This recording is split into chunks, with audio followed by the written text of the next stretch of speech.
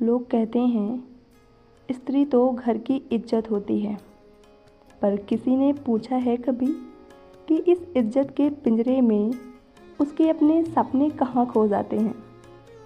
हाँ, ये जो हमारे घर की स्त्रियां हैं ना, इनके पंखों पर हमेशा मर्यादा का एक पहरा रहता है।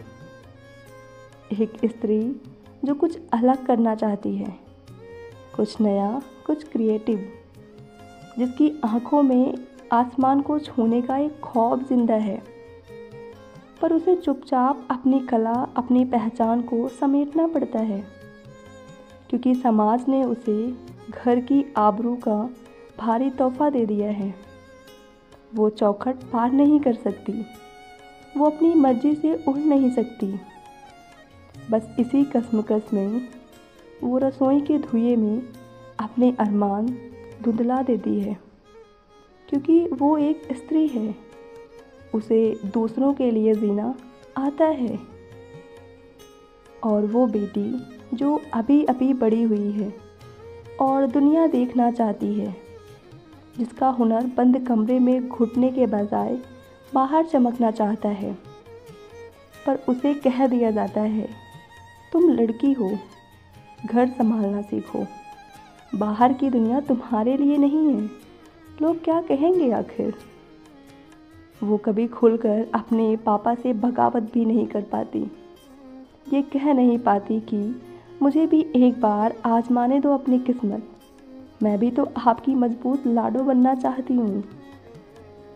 पर वो चुपचाप अपनी डायरी बंद कर लेती है, क्योंकि वो एक स्त्री है और उसे अपनों के खातिर झुकना आता है। बचपन से थमा दिया जाता है उन्हें परवरिश और त्याग का ये भारी गहना कि तुम्हें सिर्फ सहना है, तुम्हें कभी चुप रहकर नहीं है रोना। पर सोचो कितनी भारी होती होगी वो खामोशी, जहाँ कोई अपनी उड़ान खोकर बस दूसरे के आंगन को सजाता है।